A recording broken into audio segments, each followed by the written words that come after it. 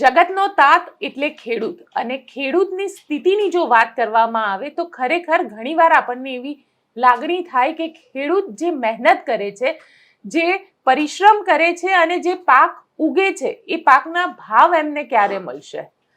પણ સરકાર છે, સરકાર પાક વીમાની વાત હોય કે પછી ખેડૂતોને ટેકાના ભાવ આપવાની વાત હોય, આ બધામાં કેમ ઉદાસીનતા દેખાડે છે. આજે આ વિષય પર વાતચીત કરવા માટે આપણી સાથે અત્યારે જોડાયા છે પરેશભાઈ ગોસ્વામી. ખેડૂતો સાથે ઘણી બધી વખતે ખેડૂતોના મુદ્દા ઉપર ચર્ચા કરતા આપણે તેમને જોયા છે. આમ તો હવામાન નિષ્ણાંત છે, પણ આજે ખેડૂતોના મુદ્દે તેમની સાથે ચર્ચા કરવી છે. પરેશભાઈ, આપનું નિર્ભય ન્યૂઝમાં સ્વાગત છે. નમસ્કાર બેન. પરેશભાઈ, આમ જોવા જઈએ તો ખરેખર આપણને ખવડાવનાર વ્યક્તિ જ ખેડૂત છે. એ મહેનત કરે છે ત્યારે આજે શહેરમાં બેસીને મારા જેવા લાખો લોકો જમી શકે છે. પણ આ ખેડૂતને પોતાના પાકની કિંમત ક્યારે મળશે? અત્યારે તો એનો કોઈ વિકલ્પ આપણે દેખાતો નથી. અત્યારે જે પ્રકારે આપણા દેશની અંદર જે સિસ્ટમ ચાલી રહી છે, આ સિસ્ટમના આધાર ઉપર મને દૂર દૂર સુધી કોઈ એવી શક્યતા લાગતી નથી કે આવનારા સમયમાં ખેડૂત પોતાના જે ઉત્પાદન કરેલું છે, પોતાનો પાક છે, એનો ભાવ પોતે નક્કી કરી શકે. કેમ કે અત્યારે જે ગવર્મેન્ટ તરફથી જેટલા પણ સ્ટેપ લેવામાં આવી રહ્યા છે, આ સ્ટેપમાં એક પણ જગ્યાએ ખેડૂત પોતે નક્કી કરી શકે એવું કોઈ સ્ટેપ નથી, અથવા તો ખેડૂતની આવકમાં 2-5% પણ વધારો થાય તેવી કોઈ શક્યતાઓ નથી. ઉલટાનું જે ખેતી ખર્ચ છે એ વધી રહ્યો છે અને ખેડૂતોનું જે ઉત્પાદન છે એમનો ભાવ છે એ ઘટી રહ્યો છે. જેવી રીતે હમણાં થોડા દિવસ પહેલા જે આપણે આયાત નિર્યાતની જે નીતિ હોય છે એમાં 11% ડ્યુટી હતી, તો સરકારે એ ડ્યુટી છે એ 0 કરી દીધી. 0 કરી દેવાથી શું થશે કે અત્યારે હવે તાજેતરમાં કપાસ જે ખેડૂતનો છે એ માર્કેટમાં આવશે તો એના જે યોગ્ય ભાવ મળવા જોઈએ એની જગ્યાએ એને ખૂબ નીચા ભાવ મળશે. એટલે એ બાબત છે. મગફળીની અંદર પણ એક્સપોર્ટ ઇમ્પોર્ટની અંદર બહુ એની નીતિ છે, બહુ ખોટી નીતિ છે, જેને કારણે ખેડૂતોને ભાવ મળતા નથી અત્યારે. પણ પરેશભાઈ, તમે મગફળીની વાત કરી. મગફળીને લઈને હમણાં જ એક ખેડૂતોને મેસેજ ગયા, સરકારી મેસેજ ગયા કે સેટેલાઇટમાં તમારું જમીનમાં મગફળી વાવેલી હોય એવું દેખાતું નથી. લગભગ 80,000 થી વધારે ખેડૂતોને આ મેસેજ ગયા છે. આને લઈને ખેડૂતો હવે શું? કારણ કે માની લઈએ કે હું પોતે ખેડૂત હોય તો પહેલા તો મને પરસેવો છૂટી જાય કે મેં આટલો પાક વાવ્યો, આટલી મહેનત કરી, અને હવે એવું કે છે કે અમારી સેટેલાઇટમાં નથી દેખાતું. હા, એ હકીકત છે. એનું આખું ટેકનિકલ કારણ એવું છે બેન કે ચાલુ વર્ષે જે મગફળીનું વાવેતર છે, આમ તો આ વર્ષે ગુજરાતની અંદર મગફળીના વાવેતરમાં વધારો પણ થયો છે. જેટલું મગફળીનું વાવેતરમાં વધારો થયો એટલું કપાસ, સોયાબીન અને તુવેરનું પાક છે એમાં ઘટાડો પણ થયો છે. કેમ કે કોઈ પણ પાક, જમીન આપણી પાસે એટલી જ છે, જો મગફળીનો પાકમાં વાવેતરમાં વધારો થાય તો સ્વાભાવિક રીતે કોઈને કોઈ બીજો પાક છે એમાં ઘટાડો થયો હોય તો જ મગફળીમાં વધારો થાય. એટલે અમુક પાક છે, કપાસ જેવા પાક છે, એમાં ઘટાડો પણ થયો, એની જગ્યાએ મગફળીનું વાવેતર છે એ વધ્યું છે. ને એમાંથી જે ટેકાના ભાવે જે ખરીદી કરવા માટે સરકારે જેનું પોર્ટલ ખુલ્લું મૂક્યું હતું, જ્યાં ખેડૂત રજીસ્ટ્રેશન કરી શકે અને પોતાની મગફળી ટેકાના ભાવે વેચી શકે, એના માટે ગુજરાતની અંદરથી 9 લાખ ખેડૂતોએ રજીસ્ટ્રેશન કરાવ્યું હતું. જે ટોટલ ગુજરાતની અંદર આમ તો લગભગ 56 લાખ ખેડૂત ખાતેદાર ઓન પેપર છે. માનવામાં આવે છે 60 લાખ. 60 લાખ એટલા માટે કેમ કે ઘણા બધા ભાઈઓ છે એની જમીનો અલગ થઈ ગઈ છે પણ ખાતા એક છે હજી. એટલે ઓન પેપર 56 લાખ છે પણ વાસ્તવમાં 60 લાખ ખેડૂતો છે. હવે 56 લાખ જે ઓન પેપર છે એમાંથી 9 લાખ ખેડૂતોએ મગફળી વેચાણ કરવા માટે ઈચ્છા દર્શાવી એના પોર્ટલ ઉપર અરજી કરી દીધી. એ જે 9 લાખ ખેડૂતોએ અરજી કરી હતી એમાં પરમ દિવસે 2 દિવસ પહેલા લગભગ 80,000 ખેડૂતોને એવો મેસેજ આવ્યો છે કે અમે સેટેલાઇટથી ચેક કર્યું ને તમારા ખેતરમાં મગફળીનું વાવેતર અમને જોવા મળ્યું નથી. એટલે તમારે આના માટે જિલ્લા ખેતીવાડી અધિકારી અથવા તો ગ્રામ સેવકનો સંપર્ક કરવો. ત્યારે પહેલી વાત તો એ છે કે જે સેટેલાઇટથી જે સર્વે કર્યું છે એ ભૂલ છે. ભૂલ એટલા માટે છે સરકારની, કેમ કે સેટેલાઇટથી જે જમીન સર્વેમાં જે થયું છે, જમીન માપણીનું જે સર્વે થયું છે, એ સર્વેમાં લગભગ આ 10-12 વર્ષથી ઘણા બધા આગેવાનો લડત લડી રહ્યા છે. એ સર્વેમાં ભૂલ છે. આની સૌથી મોટી કોઈ લડાઈ લડી હોય જ્યાં જમીન સર્વે માપણીની અને સંપૂર્ણ જ્ઞાન હોય તો એ છે પાલભાઈ આંબલિયા. એ પણ એક ખેડૂત આગેવાન છે, એની પાસે સારું જ્ઞાન છે. વર્ષોથી આ જમીન માપણી વિશે જે લડતા આવ્યા છે. તો આ જમીન માપણીમાં ક્ષતિ એવી છે બેન, તમારી જમીન હોય તો એની ભૂલને કારણે તમારી જમીનમાં થોડીક મારું બાજુમાં ખેતર હોય તો ત્યાં મારું બતાવે, પછી મારું ખેતર છે ત્યાં કોઈ સરકારી જગ્યા છે તમારી અડધી જમીન છે ત્યાં જાહેર રસ્તો હોય, આવી ભૂલો છે ને સેટેલાઇટથી માપણી કરેલી છે, એમાં આવી ભૂલ છે, એટલા માટે એના સેટેલાઇટમાં રોંગ બતાવે છે. એટલે એ સેટેલાઇટની ભૂલ છે, પણ જે છે તે સરકારે આમાં કરવાની શું જરૂર હતી? આમ તો તલાટી મંત્રી પાસેથી પાણી પત્રક લેવામાં આવ્યા છે. પાણી પત્રક એ વસ્તુ છે કે તમે ખેડૂત તરીકે જે વાવેતર કર્યું હોય એનો દાખલો લેવાનો હોય, જેને પાણી પત્રક કહેવામાં આવે છે. એ પાણી પત્રક આપી શકે તલાટી મંત્રી, એમની પાસે પાવર છે. તો તલાટી મંત્રી પાણી પત્રક આપ્યું છે અને એક બાજુથી સરકાર એમ કે મગફળી દેખાતી નથી, તો કાં તો તલાટી મંત્રી ખોટા છે, કાં સેટેલાઇટ ખોટું છે. જો તલાટી મંત્રી ખોટા હોય તો તલાટી મંત્રી કેટલા ગુજરાતમાં છે જેને સરકારે ખોટો દાખલા આપવા બદલ સસ્પેન્ડ કર્યા, કોઈ કાર્યવાહી કરી? એક પણ નહીં. કોઈ પણ કાર્યવાહી ન થાય અધિકારી ઉપર એનો મતલબ અધિકારી ખોટો નથી. તો અધિકારી ખોટો નથી તો પછી સ્વાભાવિક રીતે સેટેલાઇટ ખોટું છે. એટલે સેટેલાઇટથી જે માર્કિંગ કરે છે, સર્વે કરે છે, એ ખોટું છે, એ ના કરવું જોઈએ. બીજું કે ચલો હવે જે થઈ ગયું, પણ 80,000 ખેડૂતોને જે આ મેસેજ આવી ગયો એણે શું કરવાનું? તો કે ગવર્મેન્ટ એવું કીધું કે દિવસ 3ની અંદર તમે જિલ્લા ખેતીવાડી અધિકારી અથવા તો ગ્રામ સેવકનો સંપર્ક કરી અને તમે અરજી કરો કે અમને આવો મેસેજ આવ્યો, પણ અમારા ખેતરમાં મગફળીનું વાવેતર છે. એ અધિકારી છે સ્થળ તપાસ કરે, સ્થળ તપાસમાં વળી પાછું એ ફોર્મ ભરીને લખશે કે હા ભાઈ આમાં મગફળી છે, તો વળી પાછું એ વેચાણ કરવા માટે માન્ય ગણાશે. પણ અત્યારની પરિસ્થિતિ એવી છે કે આમ તો ગ્રામ સેવક જે છે ને એ આપણે જગ્યાઓ છે ને ઘણી બધી ગુજરાતમાં ખાલી પડેલી છે. ગુજરાતની અંદર 18,000 ગામ છે, પણ એની સામે 18,000 ગ્રામ સેવક નથી. અત્યારે એક અધિકારી પાસે ગ્રામ સેવક એક વ્યક્તિ પાસે 10 થી 15 ગામના ચાર્જ છે. હવે 10 થી 15 ગામના ચાર્જ જો એક વ્યક્તિ પાસે હોય તો એ 3 દિવસની અંદર એ ગ્રામ સેવક છે એ કેવી રીતે બધાનું ડિટેલ છે સબમિટ કરી શકશે ઓનલાઈન? એટલે સમયસર ન થાય તો આ ખેડૂતો રહી જશે.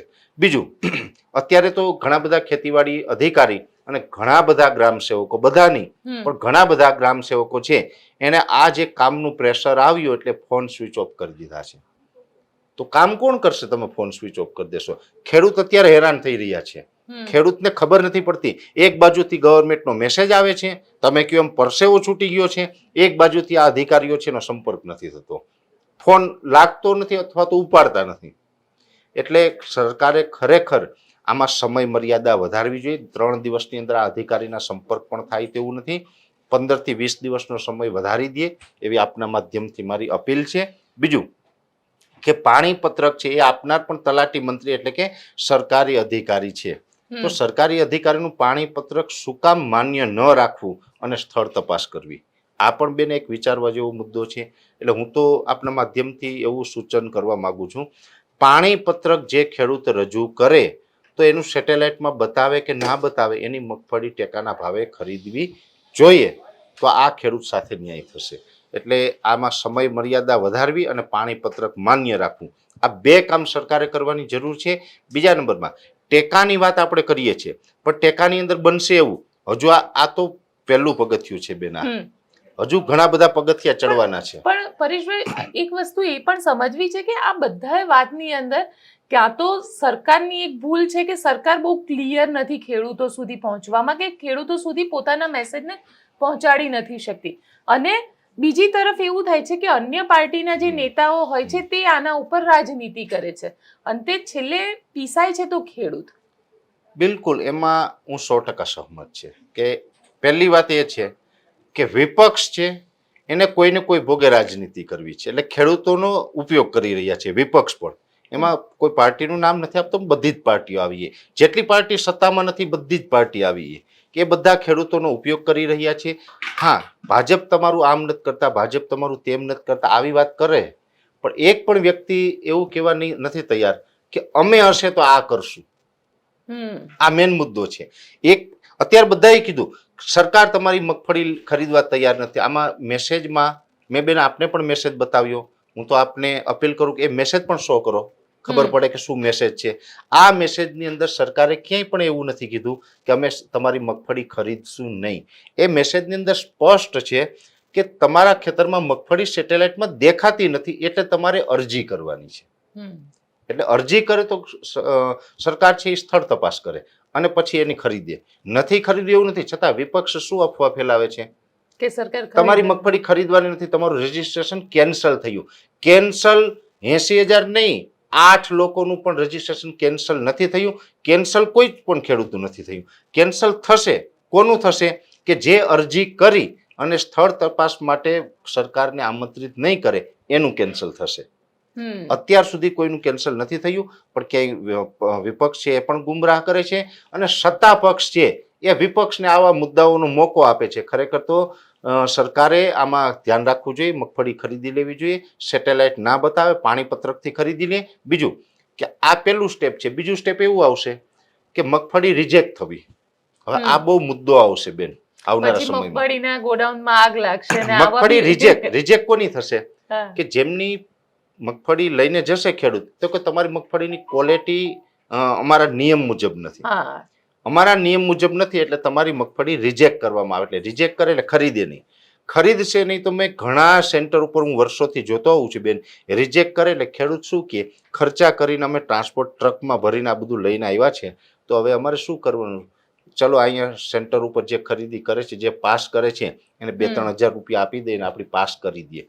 આવી રીતે પાસ થાય છે. આ સત્ય હકીકત એમાં છે. પણ પાસ કરવા માટે પણ હા, પૈસા આપીને પાસ થાય છે બેન. હું ચોક્કસ કહું, જો આની કોઈ રસીદ તો હોય નહીં લાંચની કે હું તમને બતાવી શકું, આની કોઈ મારી પાસે પુરાવો ના હોય, પણ હું એટલું ચોક્કસથી કહું છું કે લાંચ લઈને ખેડૂતની મગફળી પાસ કરે છે અમુક સેન્ટરમાં, અને લાંચ લેવા માટે થઈને રિજેક્ટ પણ કરે છે. કેમ કે રિજેક્ટ કરે તો લાંચ લઈ શકાય, એટલે રિજેક્ટ પણ કરે છે. ઘણી જગ્યાએ આમાં ખેડૂતો હેરાન થાય છે. મગફળીની અંદર માટી છે તો મગફળીમાં માટી જ હોય, કેમ કે જમીનમાં થાય, એમાં સોનું થોડું આવવાનું? સોનું તો નથી આવવાનું, મગફળીમાં માટી હોય. તમારી મગફળીમાં માટી છે એટલે રિજેક્ટ કરીએ છીએ. માટી છે તો એના નામે રિજેક્ટ કરવી એ યોગ્ય નથી. અને આની અંદર તો એવું છે કે 6 ખાંડી મગફળી લેવાના છે, 125 મણ. 125 મણ લેવાના છે. 2 હેક્ટરની આપણે મર્યાદાની વાત કરીએ છીએ ત્યારે ઉત્પાદન ક્ષમતા જે 2 હેક્ટરની છે એ વધારે હોય. એમાં 125 મણ ખરીદી કરે તો ખેડૂતોને નુકસાન જાય. ખરેખર 200 મણ ખરીદવી જોઈએ. અહીંયા પણ સરકાર ગેમ રમે છે, ખેડૂત સાથે અન્યાય કરે છે. 200 મણની ક્ષમતા છે શ્રીમાંત ખેડૂતોની, તો તમે 125 મણ શું કામ? 75 મણ ઓછી શું કામ સરકાર ખરીદી છે?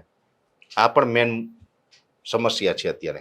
બીજી સમસ્યા એ છે કે આ મગફળી છે એ જે ખરીદી થશે એમાં પણ મગફળી બદલી જશે બેન. આ મુદ્દો બહુ ગંભીર છે. બદલી જશે એટલે મગફળીની અંદર ઉતારો હોય છે, એને ઉતારો કહેવામાં આવે. ઉતારો શું હોય? તો કે મગફળીનું સેમ્પલ કઈ રીતે થાય? મગફળી જે ડોડવા હોય છે ને એ 200 ગ્રામ મગફળી વજન કરવાનો, 200 ગ્રામ મગફળીમાંથી દાણા કાઢવાના. હવે દાણા કાઢે તો 200 ગ્રામ મગફળીમાંથી 150 ગ્રામ દાણા નીકળે, 50 ગ્રામ પછી ફોતરા નીકળી ગયા છે, એટલે 150 ગ્રામ જો નીકળે તો એને 50નો ઉતારો કહેવાય. 152 ગ્રામ નીકળે તો એ 52નો ઉતારો કહેવાય.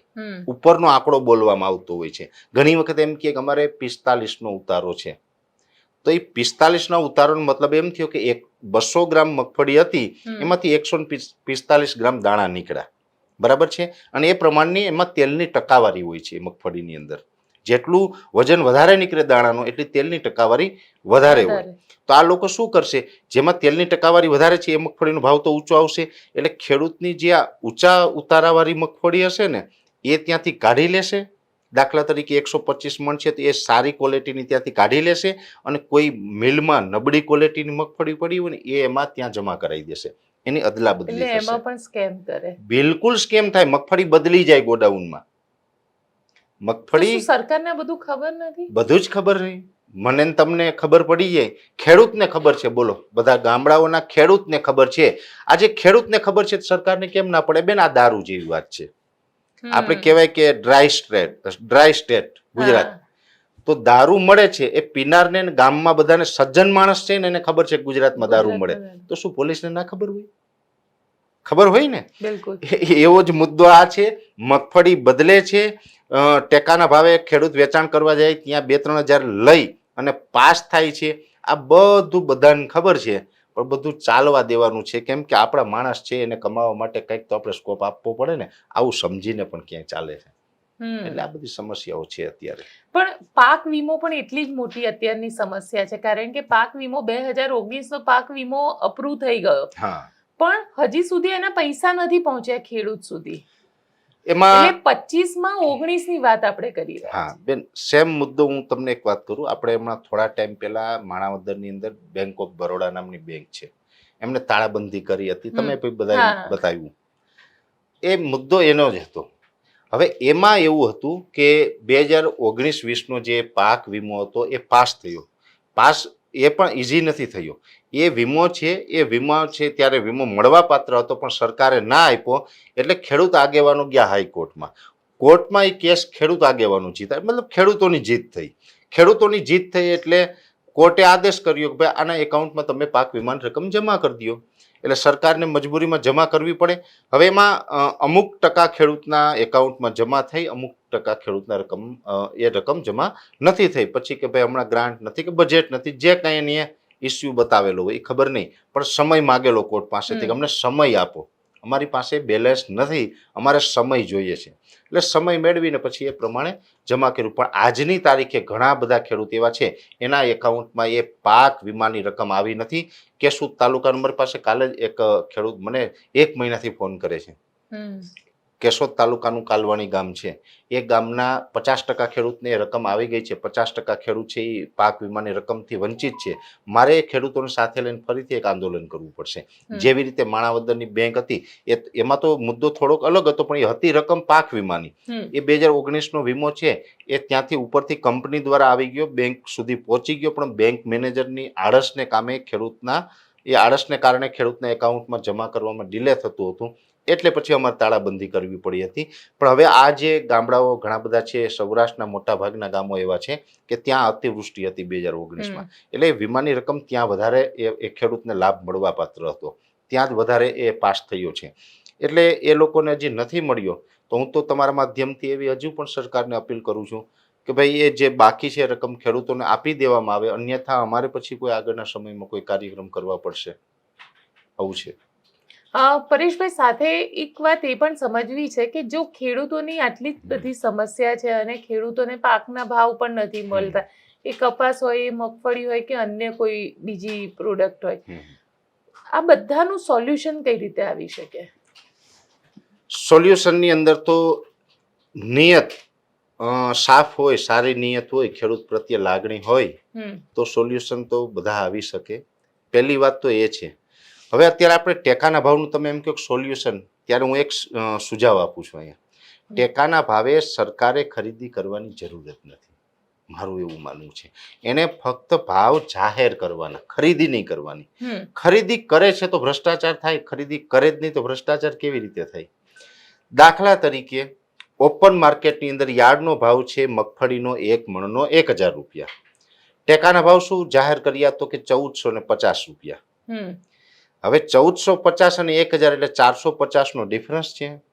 125 મણ લેવાનું છે એટલે 1450 ગુણ્યા 125 એટલે ટોટલ રકમ ડિફરન્સ કેટલો આવે? એ જે રકમ આવે ને એટલી રકમ તમે ડાયરેક્ટ ખેડૂતના ખાતામાં જમા કરી દો. સમજ્યા તમે? તમે 450માં ખરીદવાના છે, 450 માર્કેટની અંદર તો 1000 ભાવ છે, પણ તમે ટેકાના ભાવે 450માં ખરીદો છો, તો 1000 અને 450માં ડિફરન્સ તો 450નો. એને ગુણ્યા તમારે 125 મણ લેવાનું છે. 125 મણ કરીને જે એમાઉન્ટ આવે છે એ ખેડૂતના એકાઉન્ટમાં જમા કરી દો, એટલે ખરીદીની ઝંઝટ નીકળશે અને સરકાર ફાયદામાં રહેશે બેન, 4 ગણી ફાયદામાં રહેશે. અત્યારે શું થાય, 1450ની ખરીદે, ત્યાં અધિકારીઓને રોકે, એ બધાના 1-1 લાખ રૂપિયા, 50,000 70,000 પગાર છે, એને એવા અધિકારીને રોકીને ખરીદી કરવાની છે. એ જે સેન્ટર ચાલતું હોય તેનું ભાડું આપવાનું છે. એ સેન્ટરથી પાછું ગોડાઉનને લઈ જવા માટે ટ્રાન્સપોર્ટ ખર્ચો કરવાનો. ગોડાઉન છે એ 4-4 મહિના સુધી ભાડે રાખીને ભાડું આપવાનું છે. અને એ પછી ગોડાઉન સળગી જશે. સળગ છે, હજી તમે જોજો, સળગશે. એ ગોડાઉન સળગશે તો મગફળી સળગી જશે, એ નુકસાની પણ આપણે ભોગવવાની. તો આ તો જે 450 બરાબર આપણે જે રકમ આપવાની થાય ને એના કરતાં 4-5 ગણી નુકસાની થાય. તો બેટર તો એ છે ખરીદી જ બંધ કરો.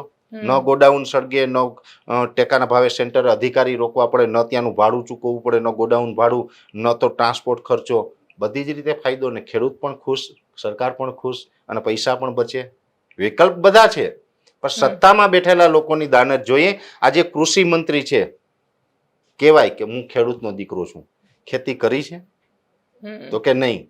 7/12 તો બધાની નીકળે છે બેન, 7/12 તો બધાની નીકળે છે, પણ ખેતર શું છે, ખેતી કેમ થાય એ ખબર નથી. ખેત ઓજારો કોને કહેવાય ખબર નથી. બેન હું ચેલેન્જ મારીને કહું, કૃષિ મંત્રી હું કહું એટલી ચેલેન્જ સ્વીકારી અને જો એ સાબિત કરી દે કે હું ખેડૂત તરીકે બધી ખબર પડે તો હું ક્યારેય છે ને કૃષિ મંત્રીનો ફોલ્ટ નહીં કાઢું અથવા તો સરકારની નીતિ ઉપર સવાલ નહીં ઉઠાવું.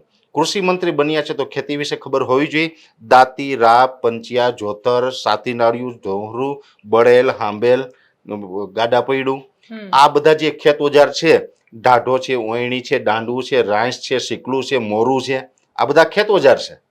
હું જેટલા બોલ્યો એટલા આ બધાનો ઢગલો કરીએ અને કૃષિ મંત્રી એમ કે આને ધોસરું કહેવાય, આને દાંડવું કહેવાય, આને ઓયણી કહેવાય, એ જો ખેત ઓજાર ઓળખી બતાવે તો હું જિંદગીમાં બેન ખેતી વિશેની કોઈ વાત નહીં કરું. આ મારી ચેલેન્જ છે કૃષિ મંત્રીને. દુઃખની વાત એ છે કે જેને ખેતીમાં કાંઈ ખબર નથી પડતી ને એવા લોકો આપણા દેશની અંદર કૃષિ મંત્રી બને અને એ કૃષિ મંત્રી પછી આ દેશનું દિવાળું ફૂકે અને એને કારણે આપણા ખેડૂતો દુઃખી થાય છે. આ હકીકત છે. પણ આ ખેડૂતોની સમસ્યાનું સોલ્યુશન કઈ રીતે આવશે? તો સારા માણસ કૃષિ મંત્રી બનશે ત્યારે, જેને ખબર પડે, જેને વાસ્તવમાં ખેતી કરી છે, ખેતીનું જ્ઞાન છે, ખેતીની પીડા જાણે છે, આવા લોકો જ્યારે કૃષિ મંત્રી બનશે, આવા લોકો મુખ્યમંત્રી બનશે ત્યારે ખેડૂતોનું હિત થશે. હું તો કહું કે આ જે પીડાય છે ને જેટલા ખેડૂતો, પીડાવાની જરૂર નથી. તમે હિંમત કરીને બહાર આવો, તમે હિંમત કરીને એક વખત તમે પોલિટિક્સમાં આવો અને તમે લડો. તમે ક્યાં રાજનીતિ તરફ લઈ જાઓ છો? નહીં, અરે શું કામ નહીં? અરે નેતાઓના છોકરા નેતાઓ બને, અમિત શાહનો છોકરો ક્રિકેટ એસોસિએશનનો પ્રમુખ બને તો ચાલે, તો ખેડૂતનો દીકરો કૃષિ મંત્રી બને તેમાં વાંધો શું છે? ખોટું શું છે મને એમ કયો? હાલો, અમિત શાહના છોકરાને તો કદાચ ક્રિકેટ રમતા નહીં આવડતું હોય, હું લખી આપું. હું બોલિંગ કરું અને એ બેટિંગ કરે, બોલો હું એને 2 ઓવર ના રમવા દઉં, મારું વિષય ક્રિકેટ નથી, હું એને 2 ઓવર ના રમવા દઉં, એને આઉટ કરી દઉં, એટલું ક્રિકેટ નથી આવડતું. તો એવો માણસ ક્રિકેટ એસોસિએશનનો પ્રમુખ બનતો હોય તો મારા ગુજરાતનો ખેડૂત કે જેને ખેતીમાં ખબર પડે એવો ખેડૂત કૃષિ મંત્રી શું કામ ના બને?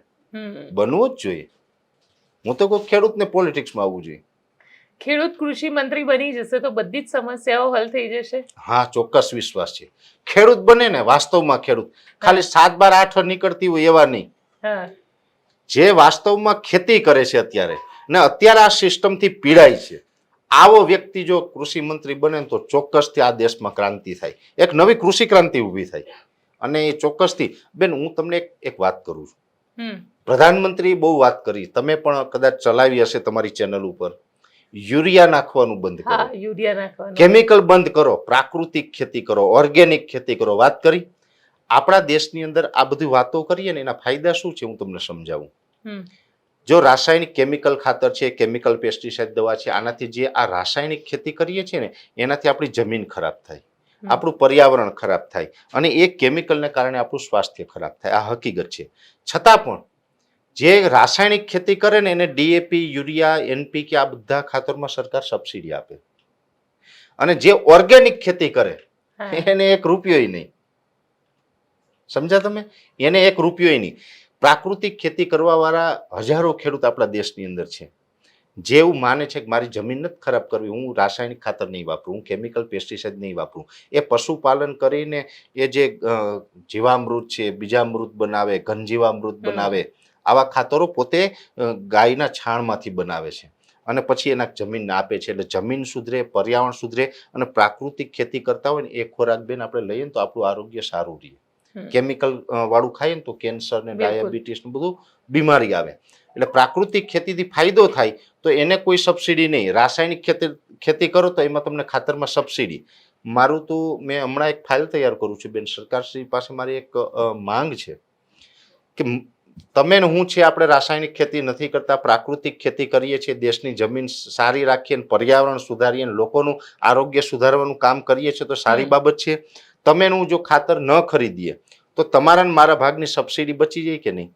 એ સબસિડી જે બચે છે ને ડીએપી ની અંદર લગભગ હું માનું ત્યાં સુધી 1600 રૂપિયા એક બેગ, 50 કિલોની બેગમાં 1600 રૂપિયા આસપાસ સબસિડી છે. યુરિયાની અંદર 400 રૂપિયા આસપાસ સબસિડી છે, 2000 રૂપિયા તો સબસિડીના એમાં છે. 1 એકર જમીન હોય તો 2000 રૂપિયા. ઘણા ખેડૂત એવા છે જે શ્રીમંત ખેડૂત કહીએ 2 હેક્ટર તો એ 4 એકર જમીન થઈ 5 એકર. 5 એકર એટલે કેટલા રૂપિયા થયા? 10,000 રૂપિયા થયા.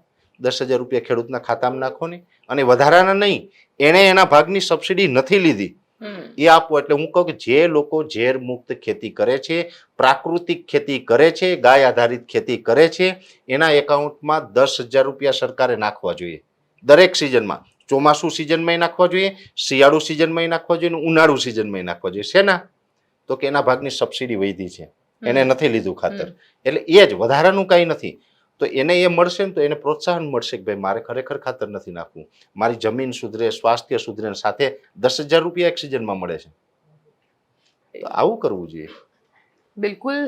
સરકાર હવે આમાં કેટલું કરે છે કેટલું નહીં બિલકુલ. એ વાત તો જોવાની રહેશે, પરંતુ હા એટલું ચોક્કસ છે કે પરેશભાઈ એવું સ્પષ્ટપણે જણાવી દીધું છે કે જે લોકોને મગફળી વાવી છે જે ખેડૂતોએ, હા, અને જે લોકોને મેસેજ આવ્યા છે કે તમારા સેટેલાઇટ મેપિંગમાં તમારી મગફળી નથી દેખાતી, એવા લોકો માટે પરેશભાઈએ સ્પષ્ટ શબ્દમાં કહી દીધું છે કે શું કરવું.